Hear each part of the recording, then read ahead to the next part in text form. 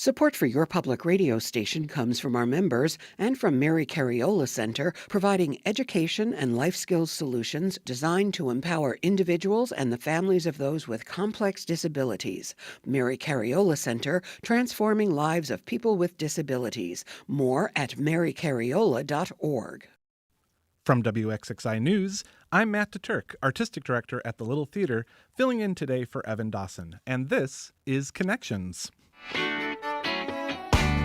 Artificial intelligence, shortened to AI, is a concept as old as human civilization, with tales of items or objects infused with consciousness and intelligence by their craftsmen.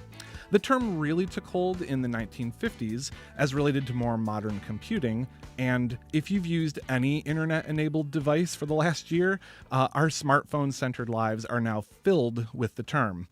To no surprise, Hollywood and the motion picture industry have always been fascinated by humanoid robots, from Metropolis in 1927 all the way through to 2025's Companion, which is on movie screens right now. But specifically, the relationship that humans have to these robots and AI companions, and it's always been kind of a situation of sometimes they're filled with passion, sometimes they're filled with surprises, or sometimes they're filled with regret. Joining me here in the studio so we can discuss movies and current AI are my guests. We have Max Irwin, founder and CEO of Max.io. Megan Murphy, co-founder of Anomaly, the Rochester Genre Film Festival. Adam Lubito, projectionist and programmer at the Little Theater and programming director for Anomaly, the Rochester Genre Film Festival. And Scott Poukas, director of communications for the Little Theater. Thanks, everybody, for being here. Thanks for having us. Yeah. I think we probably have enough ideas, conversation, and materials to last for 3 hours. So I'm just letting our engineers know that we're going to be here for all day. So just letting you know. So I kind of want to start with just like a nice, easy softball about like, do you have a favorite representation of either robots or AI on screen in a movie? It doesn't have to necessarily be the favorite, but like something that when I say AI and robots in a movie, do you have something that comes to mind? Adam, I'm going to start with you. Wow. Just locked eyes. Maybe it's low-hanging fruit, but I feel like the first thing I think of is AI, artificial intelligence, the Steven Spielberg movie, and Haley Joel Osment as the child AI robot who is a supplement for the real child of the parents of the film. But yeah, that is immediately what I think of. The titular role, if you will. Exactly. Megan. I actually go with Blade Runner and the idea of replicants, and it goes into what I find very interesting, which is I think it's a discussion about what it is to be a human when you're talking about what it is to be artificial intelligence in entertainment and art. Max? I'm going to go with HAL from 2001. Nice. Because there's no embodiment. It's still this machine that kind of goes awry. And Scott? Yeah, I have a couple. So Ex Machina from Alex Garland is definitely one. I think it's such an interesting take on it. And before I saw it, I really didn't know where I was going.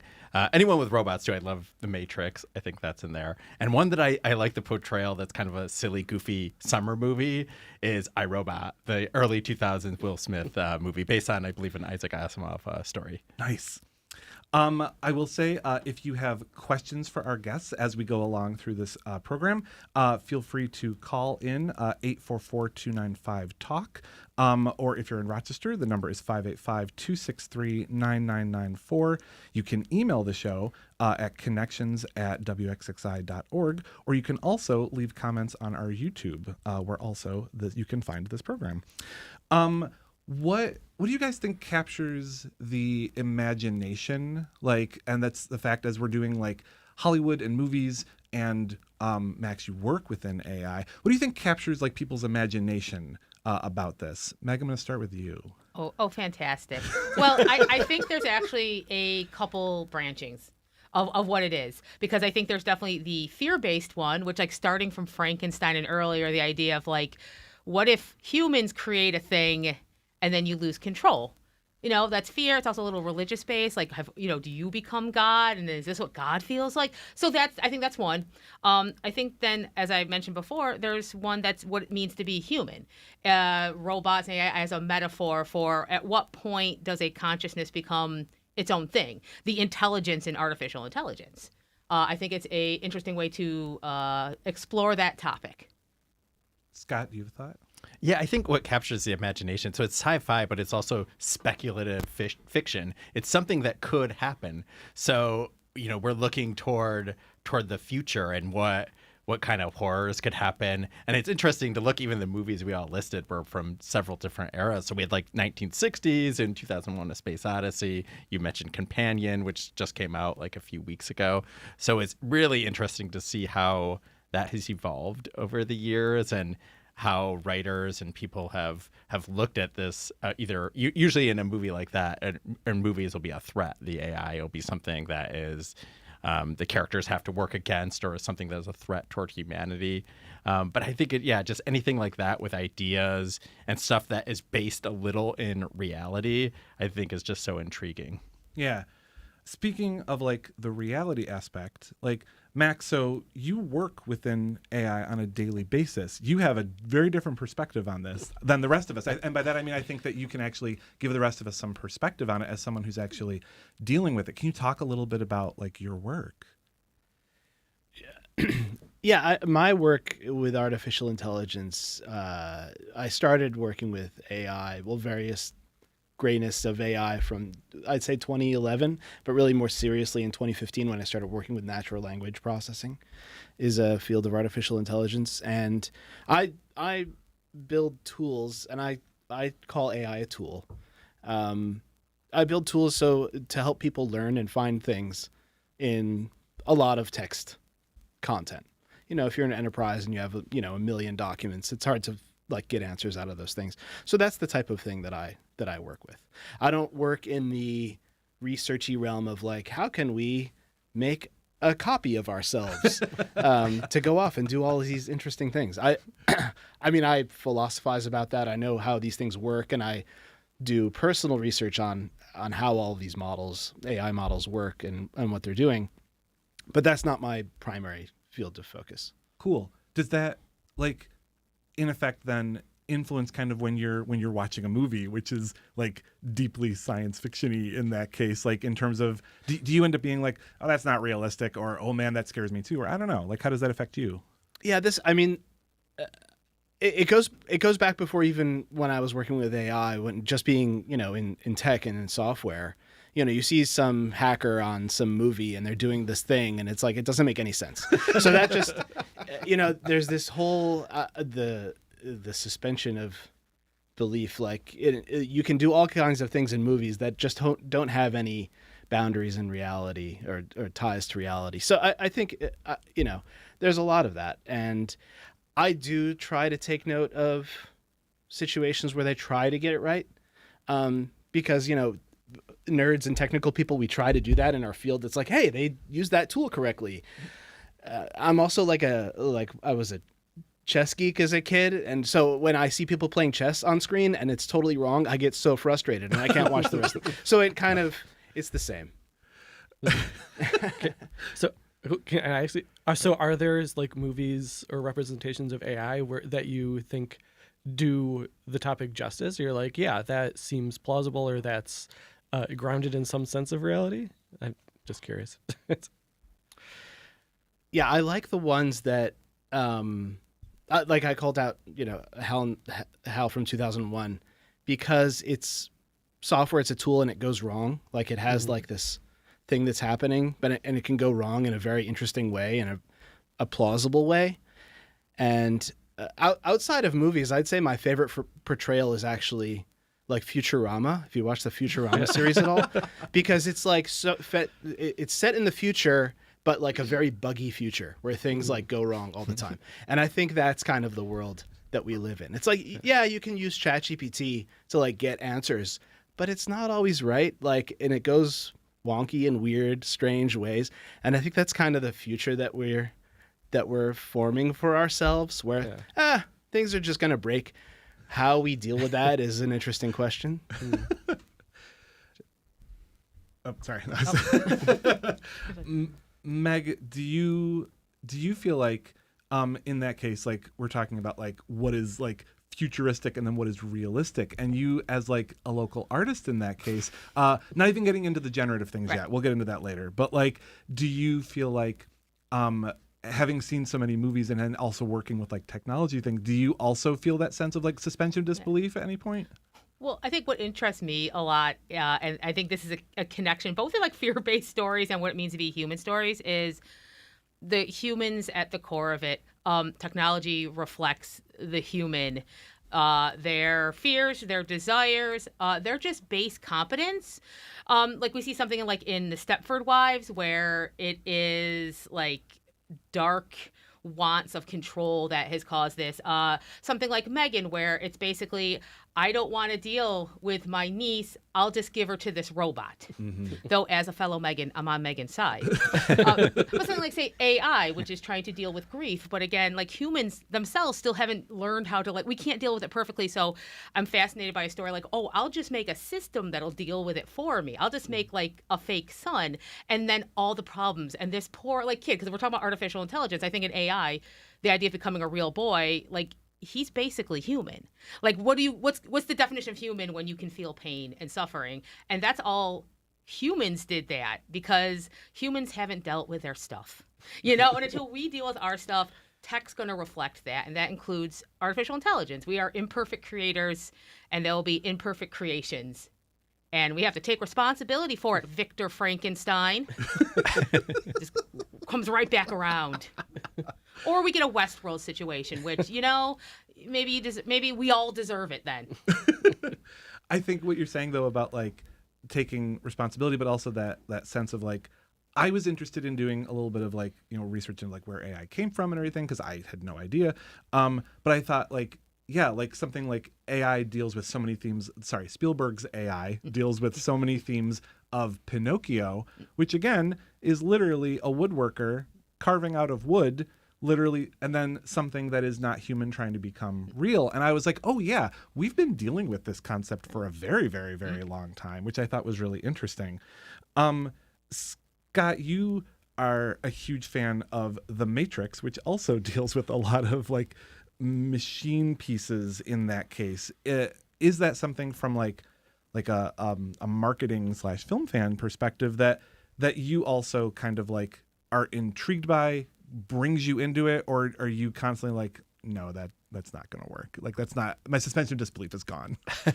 No, I think it works. I think robots, as the bad guys especially, is something that has been visited often, and I usually like it. So that's, if anyone hasn't seen The Matrix, it's kind of, when it came out in 1999, which is the best movie year ever, as we all are aware of, part of its marketing was, what is the Matrix? So I think the robot angle wasn't even, I don't think you were as aware. Maybe there were some music videos that accompanied it that maybe had glimpses of robots. So maybe you were vaguely aware of some robot angle, but mostly I think that was kept secret and then kind of revealed throughout the movie.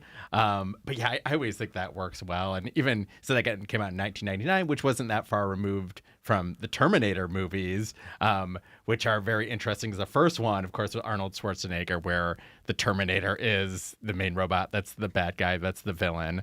And then Terminator 2, which I think is one of the rare cases where a sequel is better than the original. Yeah. You have Arnold now, the robot, as the good guy, and a newer version of the Terminator. I don't know the technical term, but I always call it the liquid Terminator. Goes after him. T-1000. Yeah, thank you, Adam. So I always like that when movies, and then it's robot versus robot, and the robots are also helping the human. So there's different layers, and it's complicating that formula of the robot as the bad guy, AI as the villain. Yeah. I think we're in an interesting space where I feel like we end up putting like the robot or the AI like system as either a villain or as like the hero, like an ex machina situation. I don't feel like there's a ton of examples where it's just a system that's existing and it actually gets those human elements, like we're talking about, like with acknowledging that it has to course correct or anything. Can you guys, I don't know if this is putting all of you on the spot, but that's what we're doing, is can any of you think of something where there is that kind of like an element where it realizes it's doing wrong or something? I actually have a little extra section, which is like children's family stories. And I think both the Big Hero 6 and the Iron Giant in particular deal with that idea. Like the idea the Iron Giant was made to be a weapon, but because, again, I would say he has reached consciousness, he actively chooses to go against his programming and make his own choice, which is not to commit violence. So I think that's an interesting idea of an evolution of a character, you know. And the ending, you know, doesn't make me cry every time. I'll tell you that. It's fine. I keep it together. But like I think that's an interesting, especially in like a family children's movie. I think the same with Big Hero 6, where you have Baymax realizing doesn't want the armor because he can't do what he wants to do in that as much, which is heal. Like he's being forced into something that he doesn't want to do. And he has enough awareness to go, I don't want to be this. I want to be soft. You know, I want to be healing. I want to be welcoming. And I think that's very interesting, maybe an important lesson for kids to be like, hey, you don't have to do what you're told if that is not good, if it's not comfortable, if it's not who you are, you know? So I think that's interesting to use a robot in that sense, is almost as a metaphor for like a child learning. That's cool. Adam, we rewatched Her recently in that case, and I felt like that also had a good sense of like a sense of learning about it. Like, is that something where Her is such a different film from like the Iron Giant and everything? I don't know. Did you have like a sense of how you felt in terms of Scarlett Johansson's Samantha character in that case, or what that made you think of? Put me on the spot. I don't know. I feel like it was realistic in the sense of, I feel like that's how technology kind of works, is that it evolves. But it's also, I feel like Her is an AI movie, but it's less about the AI specifically than more as a metaphor for human relationships and how humans change, which is kind of going back to the theme we keep talking about how these stories, at least in pop culture, end up reflecting ourselves and more an exploration of humanity than they are specifically, you know, just the technology side. It's more what effect that has on us as people and what that means for us. Yeah. Max, in terms of, since you're dealing more with like text and language in that case, like, do you feel like, I know very little about how any of the AI aspects actually work in that case. So, is there anything in terms of like, are we at a point where realistically that learning aspect is happening within the tech? So people are trying. The technical term is called continual learning or continuous learning, and there are a lot of problems with that, because we have all kinds of fun names for things. So one of the major drawback of something called continual learning is you have a model, which is basically a piece of software, and you trained it in a certain way, and like people did that very purposefully, and then you stop, right? And then that's like ChatGPT, and then it's like in production, and then people can use it for its job. The idea of like giving it more after that and teaching it new things, it forgets older stuff. So it's called the catastrophic forgetting problem, which is a fantastic term. And so that's like the major technical drawback for this idea of continual learning, where a model can acquire new data and learn on it. But there are like a lot of workarounds to that right now, whereas, well, you don't necessarily have to learn. You just give it more information as it's happening. Like you can give it more context. Like if you use a search engine right now, like Google, you type a search term in, and sometimes it'll give you a summary at the top. Like that's a form of like a workaround to this continual learning problem, where you're giving it contextual information and the model does something further with that. The AI does something further with that to give you that summary. So there's a lot of work being done in state-of-the-art research to try to solve this continual learning problem. But until we get there, we're going to have to deal with these workarounds. So that's kind of where I draw the line of like plausibility of models, is like when I see that something is just learning on the fly, I'm like, okay, that's out of the realm of known possibility at this point. That's a major technical hurdle. Oh.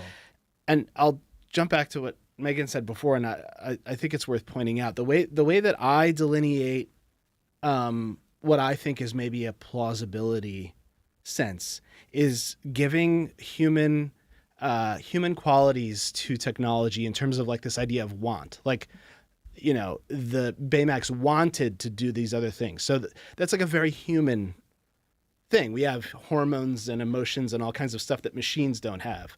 Machines can replicate a certain amount of stuff, but the idea of a purpose and us modifying our purpose because we know we have like the human condition, we're going to die at some point and we have to like struggle with that just from a philosophical perspective. There's no such thing of that translated to how machines work. So I tend to draw a line in that realm of like what is plausible and what is not when I see something on screen. The sense of like learning, though, I feel like is interesting because I feel like we talk a lot about like AI and learning, but we're still talking about like the fact that it's still human data sets input into it and then kind of what it pulls from there. I'm attempting to like sound like I have any sort of knowledge about this, but like it doesn't always have to be human data, though. I mean, if you think about like a self-driving vehicle, like a self-driving car, it's been trained, like somebody had to drive around for millions of hours to get the data necessary to train that. But then what if all of a sudden, like, it sees something that it's never seen before, like a meteor, like crashes in the road. That has never been seen when the people were driving around to get the data to train the model. That's not human. That's just environmental data. Like, how would it handle this meteor that just appears out of, or I guess meteorite if it gets to Earth? So being able to adapt to the environment on things that it's never seen before. Like us, we have like fight or flight instincts and things like that, where it's like, okay, I have to steer. I don't know what that is, but it's pretty bad, and I'm going to go away. Like, would a model do the same thing? Would an AI do the same thing? And I would call that undefined behavior. We don't know what's going to happen. interesting. I feel like this is so much of like, again, what we look at with like when we see robots portrayed on screen is it's so much about like them trying to become human, but it's so much about that getting over that divide where like they're dealing with like what they've been programmed to do and then going beyond that. Scott, you and Adam have both seen Companion in that case, and because it's so new, not going too deep into spoilers on it, but that's such an aspect of what that movie deals with in that case is quote unquote whether or not the robot can think for themselves beyond that. Do you have any like thoughts in that case on like how that film portrays it and how like you feel like that comes across narratively as opposed to realistically? Yeah. Well, first of all, I had, after Max said the catastrophic forgetting problem, that's been seared in my brain. Immediately wrote it down in my Yes. So everything else. So I'll attempt to answer your question, but I'm letting you know that is very much on your brain. But yeah, Companion was interesting. I think they borrowed a lot of themes that we've seen in other movies as well. And Megan, you had mentioned Westworld too, which I'm assuming you're referring to the more recent show and not the Michael Crichton 1970s. Well, both, because it's about human desires and creating vessels for them, and like maybe, maybe they don't want to be vessels for that anymore. Yeah, but to answer your question though, I feel like it. I'm trying to avoid spoilers or speak in more vague terms of it. But it takes some interesting things where like the robot doesn't know that they're a robot right away. Maybe sometimes they do, sometimes they don't. So that adds a different element. And that movie, again, being more vague, I think takes more of where the bad guy in that is, like we've been talking about a few, where like, oh, the AI, the robots are the villains of the story. And this one, it's more of the humans, and you're rooting for not the humans, but the robot. So it has an interesting take. And again, like I said earlier, I think it borrows from some other sci-fi movies as well. But I thought it was a fun portrayal. I had a good time at that movie. Yeah. Adam, your any thoughts?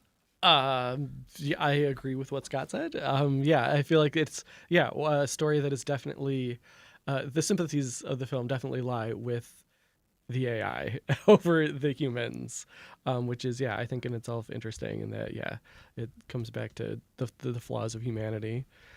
Yeah, I think that especially like currently where we are, like there's a lot of like feelings of doomsdayness or feelings of like the end of civilization as we know it. But like that sense of like dystopia is, I feel like, not because of AI, it's because of what humans have done like in our time that's been here. But I think that there's an interesting sense of like, as humans, we continue to try to find something to blame. And I think that that continually keeps coming up as being like, it's the technology or something else, as opposed to being like, oh no, we are responsible. We need to actually like make sure that like our tech works in a way that we need it to. It's what Megan said. We need to deal with our stuff first. You know, it's interesting. If I have a second. So it's interesting 'cause there is actually a movie I quite like that I think brings a lot of this together. It's called Cherry 2000. It's 1987, 1988. We actually covered it on our podcast. But that's why it's important. So it's kind of a post-apocalyptic story where you have a city where there's humans and everything's great, but out in the desert, like it's Las Vegas, everything's deserted and covered. And you have our main character, and he has a Cherry 2000, which is basically like kind of like a love doll. Like she makes dinner, they have sex, but she has like a little disc. She's not a thinking feeling. She's that part where like it's AI, but there's not intelligence. She just has recorded things that she says.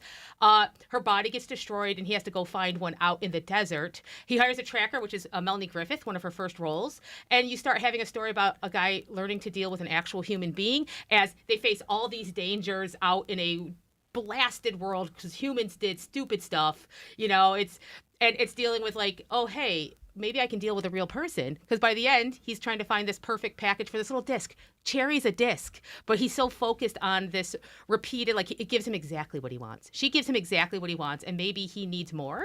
And I think it's a very interesting, like this, again, post-apocalyptic, desert blasted story about finding what is human, and the human is finding out what is human.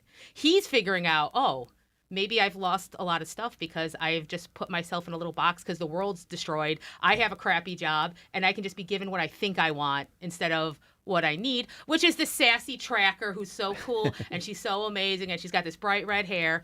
But anyway, like I think that's interesting because it's dealing with like human choices, a destruction of a world, and yet trying to find comfort in a place that you can't because there is an intelligence there. There's no humanity in this particular AI. Does anyone else see this? I want to see this. I have never seen this film. It is a romp. I saw fun. bits and pieces of it a long time ago. It sounds like a hoot. I would call it hoot and a holler.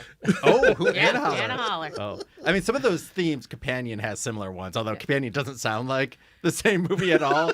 but some of the ones, where I think it's a lesson toward the humans and the evils of mankind and the robot learning stuff, especially in Companion, as they're learning what their actual existence is, because again, they think they're human, and even in the movie, there's some really sweet meet cutes that you're like, oh, that's so romantic, like that's right out of a rom-com, and then you find out that there's a little more to that, something a little more sinister that the humans did to have that part. Oh yeah, all human needs and desires, and dealing with our stuff. No, I won't. I will just make a tool.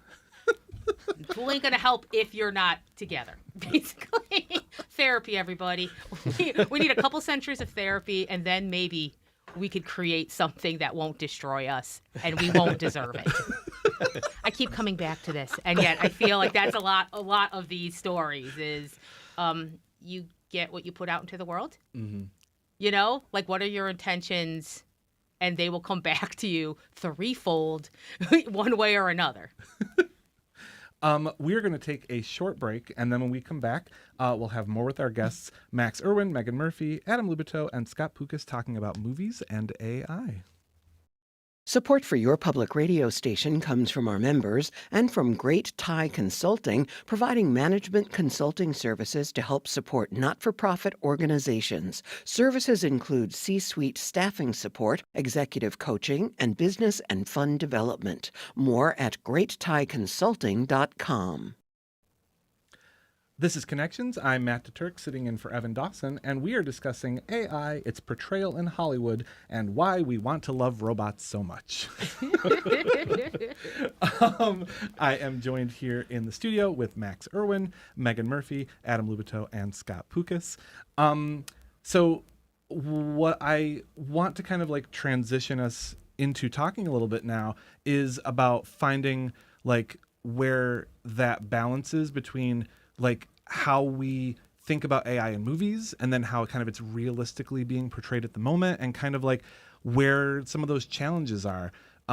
During the break, Adam, you had a really great question for Max in that case, about like within the realm of sci-fi versus what actually is happening. Do you think that there is a detrimental effect on what society thinks about for AI because of how it's portrayed in sci-fi with all these robots trying to kill us? So I think the detriment is actually, I'm going to answer this question in a very strange way. When we watch movies, things like the Terminator and stuff like that, it's like all of a sudden this thing appears and it's horrible and it's trying to kill everybody, right? It comes out of nowhere. It's highly disruptive, and I think we as people maybe think that's what's going to happen in our nightmares, but I think a worse scenario is actually what's really happening, is that we are very, very slowly progressing, and it's called the boiling frog problem, right? Whereas like you have a frog in a pot of water and it's slowly boiling, it doesn't notice that it's happening, so it won't jump out until eventually it's too late. And I think that's more of the situation that we're in. Some movies probably deal with that better than others, but I think there's this idea of like, hey, if something bad is happening, we'll recognize it because, that's what happens in the movies, but we're not in that situation. We're in the situation of things are getting slowly worse and worse and worse over time. Are we going to stop it in time? And that's probably the detriment that I'd point out. I'm trying to think about how to. That's a heavy note. Yeah, sorry. I feel like with that though, like something that we've constantly run up against in terms of like its applicable ethical use in that case is the generative aspect. Meg, we recently talked about, what was the movie, the horror film you saw that? Oh, Late Night with the Devil. Yeah, can you talk a little bit about that? Yeah, okay. So I always have to put an asterisk next to this film. I like it very much. I think it's very well done. I like ideas about oddly enough, it is a film about making a deal with forces for what you think you want and instead of what it gives you, which is super interesting because the filmmakers, and I will give them the benefit of the doubt, is when they made this was a little earlier in our discussions about generative AI. The idea of using AI to create new content is how I'm using the term. But a little earlier in the discussion, in like say film and entertainment and art, so they used it, and filmmakers said like basically just to test it out, to experiment with two kind of like fake interstitials, because this takes place in during the 1960s 70s talk show, and then one like photo which is supposed to be an older photo, right? Of course, my issues with this is there's no system that I know of right now that does not work on stolen art that was been scraped, who the artist did not give consent to, which is a big thing, and also the environmental factors of instead of just doing a thing like type, enter, right? Plus, on top of it, unnecessary. The film doesn't need them, and I feel like, if you can't afford it, either you figure it out, which filmmakers have done up to this point, or you leave it. None of these things were necessary for the film.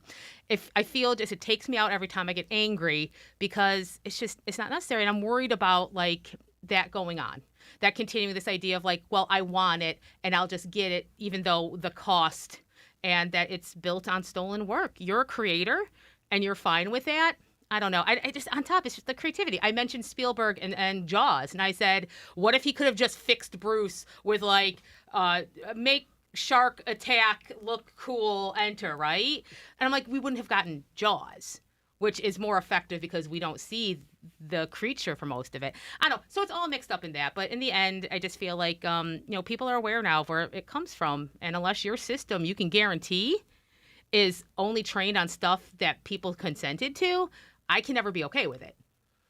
Max, you talked a little bit about like the self-generation aspect of like coming from language, coming from programming and everything. So we're, to your knowledge, we're not at a point yet where like AI can paint for itself because it's pulling from what the idea of human paintings already are. I don't know. How do we find where like, is there a way we potentially could teach a machine to paint without it seeing what other paintings are. I feel like I have that trouble as a human. I see other things. I go, oh, that's how that thing works. So now I feel like I can not backwards engineer, but have a sense of like what that is. Is that sense of pure invention? I don't know. I'm kind of spiraling on like where this goes from here.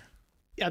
So the way all this stuff works is just you take data, and AI is software. So it's software that is created by mimicking data, and mimicking what happens with the data. And people spend a lot of time to finagle it so it does it right. So there are ways to come up with models that would look at like the environment. Like you could just take cameras into the forest and but there's always a person behind the camera, so then they own the IP of like, oh, I filmed this forest, and then so what is the provenance of the data is always the question there. Absolutely, all of the models that are being used right now took data illegally. There's no question there, and the courts are like trying to figure that out. In the text world, there's the biggest one that's hanging out right now is the New York Times versus OpenAI, because the New York Times says, hey, you took all of our news articles and you trained our model on it. But that was just a very small subset of the data that OpenAI used. And then very recently it came out that Meta, Facebook, took 13 trillion terabytes of books to train their llama models. And there has been a lawsuit from Sarah Silverman, who helped write a book with some co-authors, and she found that these the Facebook models were able to just reproduce some of the prose in their book. So it's very obvious that there's theft. There's a lot of dispute of what's going on with, is it fair use or not? And I think that's kind of a silly question to ask, if it's fair use. It's, whether legally it's deemed to do that. Is it ethically okay? I disagree. So this, it's kind of weird. It's kind of weird to be in a situation. I don't use I use visual models, for example, to show hey, this is the capability. But I don't use them in my work. I subscribe to, when I write blog posts or, I give presentations, I subscribe to something called VectEasy, which is a clip art, subscription, and the artists get paid for the stuff that I download, right? Which is what people should be doing. So I don't know how you train a model without human data effectively, because we are the people that create it, unless you're just saying stuff, okay, in the public domain. And after a certain amount of time, stuff goes into the public domain, right? But that's, how many years, 120 years is it now in the U.S. copyright system that things just go into? Like that, yeah. So I don't know where we're at with that. I think for me, one of the things, because I'm not like no AI ever. I think a lot of times the question is, well, what problem is it solving? Is there a problem there? Like, say, captioning. I think that's super important, because not everyone can caption all their work by hand. But if you have a system that can do that, I think that's incredibly useful. What's the problem with wanting to be seen as an artist but not wanting to make the art, or wanting to be seen as a writer but not actually writing? At that point, you're content producing, and I'm like, that's not really a problem. That's you want to be something you're not, and you could draw and you could write, but there's a chunk of folks who just think that they can generate a cover, generate the information, pop it up on pop it up on Amazon, and that all just seems so useless to me. Why are you using AI? I think is another good question. What is this tool doing? Does it need to be doing that? Or could you maybe doing it, fix your problems, humans? Why do you want to be a writer or not write? That's on you, and you shouldn't be burning the planet and stealing work to solve a you problem. Go to therapy. Yeah, I feel like the connective tissue between sort of the different aspects of what AI is kind of the idea of, we get into trouble when we want it to replace something human, as opposed to as a tool to serve something, or to when it's a sense of supplement or not supplementing humanity, but just replacing it or acting as a substitute. You're robbing yourself. That I'll never understand. Like as an artist, right? I've made a lot of crap. I've made so many. Made way many bad marks than good marks. But I only got to the good marks because of the bad marks, and it's process. It's the process is important. You know, it's not just a song pops into your head. A composer has heard stuff, inspired, then their own experience, and then maybe they hear like chimes in the breeze, right? Why would you go or just type it? Like you're stealing from yourself, and that breaks my heart. So sorry, I'm gonna jump in here because this is an interesting argument that a lot of people make who are AI bros, I'll call them. Like this is one of the things is when you think about creating art and that process that you go through of iteration and discovery, right? So models learn by looking at data and they get it wrong a lot of times because you have a metric and you have a task and you have the data and you learn to perfect the task using the metric, right? So that you do the same thing when you're drawing. Oh, that doesn't look like a face. I'm going to try it again. You do it 100 times, you get better and better and better. So there's that, but then there's the idea of like, well, who are your influences? Like I love this artist, so I'm going to write like this artist, or I'm going to learn guitar and oh, I love Jimi Hendrix, so I'm going to try to play like Jim. So there's this idea of like, I've heard all of this music. I'm not creating something from nothing, right? I've been taking and learning and being influenced by what I've consumed in my lifetime and then training myself with that and then reflecting and pushing farther, right? So I don't necessarily agree with that because I definitely draw the line, but there are some people who don't draw the line in that. And I think that's a point that I think needs to be brought up and how some people will look at that problem. Oh yeah, I don't want to keep on. I'll just say there's a difference between me going through that process because that's worthwhile for me and assigning that process to a third party, and yet I still want it reflected back on me. I think it's a lot of ego, Like that's what I think it is. You want to be seen as an artist, but you don't want to actually do the art. I think that there's also within this like gets into the whole issue of like when do we bother to use AI to quote unquote correct something, or when do we bother to use it to like modify something? There's all the discussion right now about the current like Best Picture nominees and the fact that The Brutalist used it in two notable ways. One is to create technical drawings of architecture towards the end of the film. Instead of hiring artists, they just had AI generate it. Then the other one is about Adrian Brody's performance and about how they used language models to try to modify and tweak his Hungarian pronunciations in that case. And there's the question of like, is it ethical when or when not to do that? But also I just kept wondering like, why bother? It's not that I don't want the Hungarian to be pronounced correctly, but this isn't a documentary about like the Hungarian language. It's The Brutalist. It's a made up fictional piece. Like, I guess, what do you think that's important? Am I wrong in that case? Okay, I don't want to keep talking, but I have to keep going. This project had Adrian Brody money. Okay, if you pay Adrian Brody, whatever he pronounces, that's how he pronounced it. That's the performance. If you have Adrian Brody money, you can't afford an artist to make that. Anyway, that's me. They had Adrian Brody money. They could have had human touch on all of this, and it's weird to me that you would choose not to. Like, if I was Adrian Brody, I'd be upset. Like, yeah, I mispronounced it, but that was my performance. That's my voice. The tone and the tenor, which is all a part of someone's performance, is being affected. I think the artistic truth is way more important than a technical pronunciation.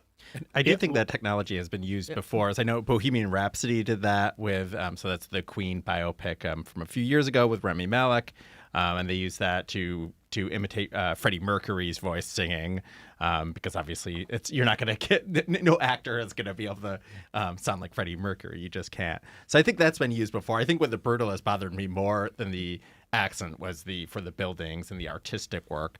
And then when you're taking work, like I don't think AI should be doing that creative work like that should be for humans. And there was a recent incident too with the movie Civil War, which came out this year, which is from Alex Garland, who did Ex Machina, which I mentioned earlier. But they had some posters that were generated by AI. So A24 released this. It's a company, for those who don't know, who people really love, and their movies have been great. People love it for good reason, but there was a lot of backlash when they used AI to generate these posters. It's like, why not hire a human and have or a creative person do that, you don't need AI to steal the work. And Megan had mentioned too the harm it does on the environment as well. I just want to throw out that one of my favorite movies of all time is The Hunt for Red October, where you have Sean Connery, which with a very thick Scottish accent, trying to play a Russian naval commander, and totally destroys the accent and the language. He's Spanish and Egyptian and Highlander, and we just let that fly because it's Sean Connery, and that makes it better. But I think that's that suspension of disbelief situation. I think that's the issue of like when can we as a people like just be like, oh yeah, that's, I know realistically that's not exactly quote unquote correct, but it doesn't really matter because it's art, it's entertainment. I think this was also one of the major interesting aspects of the Hollywood actors and writers strikes recently in that case. In a note here from the CDT, the Center for Democracy and Technology, they talked about how the big issue that got renegotiated in the contracts regarding AI was digital replicas and synthetic performers. And they ended up defining this in two ways, which I thought was really interesting. One was employment-based digital replicas, where a studio captures the likeness of a performer in the course of shooting something with the performer's participation, and then an independently created digital replica, where a studio creates from existing materials and uses it to portray a performer in scenes they did not actually shoot. And I think that that's, again, where we get into like that question of these were now like the legal terms that they came up with to define this. And then there's the, okay, so now it's legal, but is it ethical in that case? Like I've had a bunch of issues with Star Wars films that have brought actors back from the dead. And I think that, I don't know, I personally, it rubs me the wrong way. I'm like, just hire an actor who looks close enough and literally just go with that. So any thoughts on that? I don't have a specific thought, but I feel like that's in general. I feel like people want people have a much harder time with suspension of disbelief and things like that. They want exact reality, or it's not valid if it isn't a perfect recreation of what existed or what they need something to be. I really have much thought beyond that, but I feel like in general, I feel like a lot of things, like people have a hard time with that in our current state, for whatever reason. A bit of entertainment actually that deals with this is Chuck Tingle's Bury Your Gaze. It's a Hollywood story. Listen, he's an amazing horror writer and in general. But here's the thing. He's dealing with this idea of like one of the storylines is there's an actor who died, but the studio owns his rights. So they have this big poster about this new film that's coming out with him in it. And perhaps later we find a monstrous version of like, what if you created like this AI version of this actor, but he's living a role where he's this vicious mafia like enforcer, and bad stuff happens, and it's dealing with that idea, you know? Highly recommended. Is a horror novel, though, so warning. I want to also say in this case, we've had a whole bunch of amazing responses from people, which I'm just going to quickly highlight a couple at the moment. Dallas in Rochester said, no one ever talks about the Ex Machina movie. I know we have numerous fans here in the room. It's wonderful. Miles says that David from Prometheus and Alien Covenant is a great AI robot in that case. Sky on a YouTube comment said, I have never recovered from the movie AI. Guy, I'm very sorry. I love AI. Sorry, we'll talk about it later. And like that's, yeah, I could spend an entire time just talking about that movie because I think between Kubrick and Spielberg and literally like between Haley Joel Osment and then like, you know, Teddy the Bear, I think there's so much interesting things to talk about in that case about the tech and like how it relates to everything. Rob says, Wall-E. Come on, people. So, I apologize to Wall-E. I'm embarrassed. And I think that like that's the thing is I think that as we're looking at like Hollywood and movies and art and like technology, like that's always been, you know, fighting against each other as much as it's living in tandem with each other. Like I think that we can create such amazing like movie magic using stuff, but also at the same time like we need to be careful because we don't want to like take anything from anyone else. I think we like telling stories. Sometimes we tell a story that the AI is like, say, Wall-E, that is benevolent. And we want that, and yet some folks would use tools that are anti-ethical to that. That's interesting, like the human desire for this like kind of like savior robot, like, hey, can you fix this for us? And yet we are actively right now, we're actively making Wall-E's world, possibly. It's so funny. Our devils and angels, huh? Yeah. Are there any other? There's a million other movies we could have talked about, but is there anything else specifically that we didn't touch on that you guys do want to mention? I really like Battlestar Galactica. I think that has a very good. Yeah. The one that I've seen is the more recent, Yeah. like the 2000s one.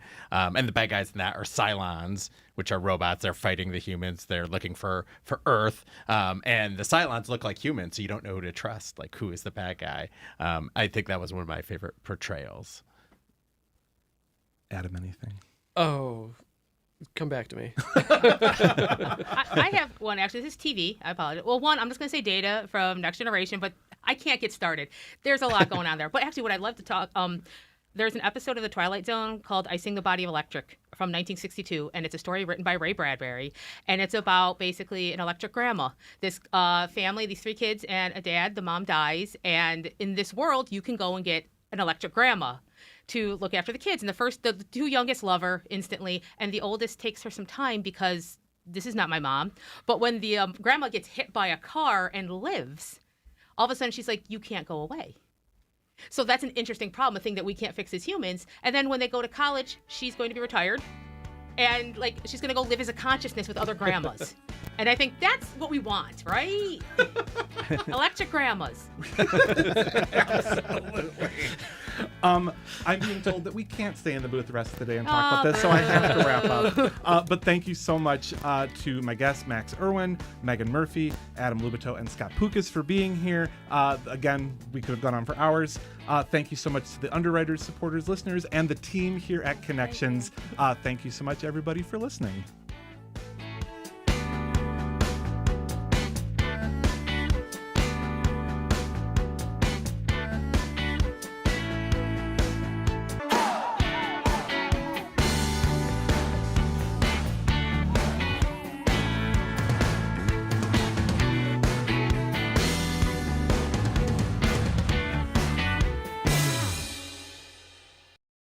This program is a production of WXXI Public Radio.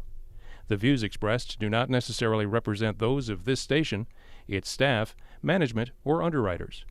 The broadcast is meant for the private use of our audience. Any rebroadcast or use in another medium without expressed written consent of WXXI is strictly prohibited. Connections with Evan Dawson is available as a podcast. Just click on the Connections link at WXXInews.org.